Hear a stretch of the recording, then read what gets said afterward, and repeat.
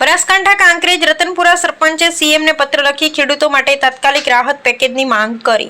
કાંકરેજ તાલુકા રતનપુરા સિહોરી ગ્રામ પંચાયતના સરપંચ વસંતીબેન અરવિંદજી ગોહિલે મુખ્યમંત્રીને લેટર પેડથી પત્ર લખ્યો।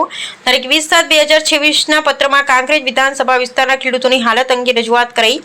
પત્રમાં જણાવાયું કે હાલ ચાલુ ચોમાસામાં વરસાદ નહિવત હોવાથી ખેડૂતોની સ્થિતિ દયનીય બની છે। વાવેતર કરાયેલ પાક સુકાઈ જવાની સ્થિતિમાં છે।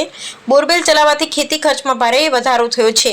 પાક નિષ્ફળ જવાની ભીતિને પગલે સરકાર દ્વારા તાત્કાલિક રાહત જાહેર કરવાની માંગ કરાઈ। સરપંચની 4 મુખ્ય માંગો: એક, ખેડૂતોના 2 મહિનાના વીજ બિલ માફ કરવામાં આવે। બીજું, પાક નુકસાન બદલ પ્રતિ એકર ₹20,000ની સહાય ચૂકવવામાં આવે।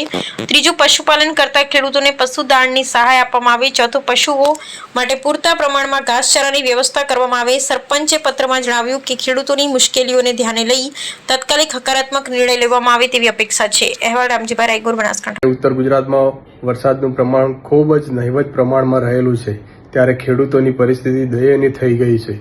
આજે અમારા ગ્રામ પંચાયતના લેટર પેડ ઉપર અમે માન્ય મુખ્યમંત્રી સાહેબ સામે કાંકરેજ વિધાનસભાના ખેડૂતો માટે માગણીની રજૂઆત કરી છે રાહત પેકેજ માટે, જેમાં 2 વીજ બિલ માફ કરવામાં આવે, ખેડૂતોને એકર દીઠ સહાય જાહેર કરવામાં આવે, ઘાસચારા માટે વ્યવસ્થા કરવામાં આવે અને પશુપાલન માટે કંઈક દાણની વ્યવસ્થાની જાહેરાત કરે સરકારશ્રી સામે, એવી અમે પંચાયતના લેટર પેડ ઉપર માન્ય મુખ્યમંત્રી સાહેબ સામે રજૂઆત અને વિનંતી કરી છે।